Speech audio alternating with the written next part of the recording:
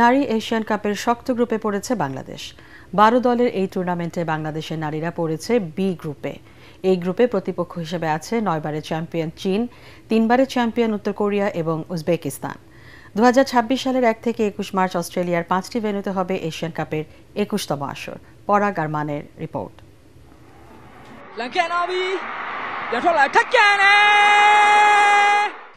ঋতুপর্ণার জোড়া গোলে চলতি মাসের শুরুতেই নারী এশিয়ান কাপ বাছে মিয়ানমারকে 2-1 ব্যবধানে হারিয়ে এক ম্যাচ বাকি থাকতেই প্রথমবারের মতো এশিয়ান কাপের চূড়ান্ত পর্বের খেলা নিশ্চিত করে বাংলাদেশ।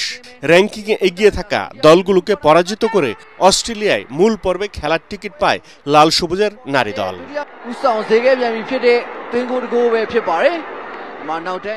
সিডনির টাউন হলে জমজমাট আয়োজন অনুষ্ঠিত হলো এশিয়ান কাপের ড্র।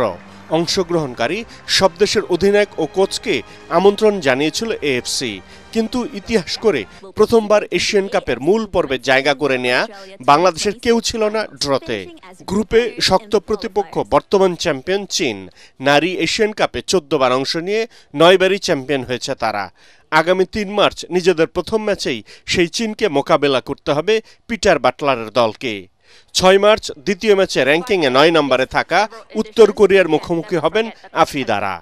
আর 9 মার্চ গ্রুপের শেষ ম্যাচে বাংলাদেশ লড়বে 5 বার এই টুর্নামেন্ট খেলা উজবেকিস্তানের বিপক্ষে।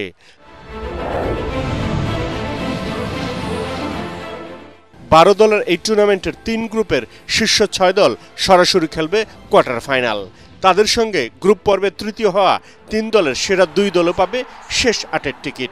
কোয়ার্টার ফাইনাল ওঠা 8 দলের সামনে সুযোগ থাকবে 2027 ব্রাজিল বিশ্বকাপ এবং 2028 লস অ্যাঞ্জেলস অলিম্পিকে খেলার। তবে বাংলাদেশের মেয়েরা সেই সুযোগ কাজে লাগাতে পারবে কি পারবে না, সময়ই সেটা বলে দেবে। পরাগ আরমান, এটিএন বাংলা।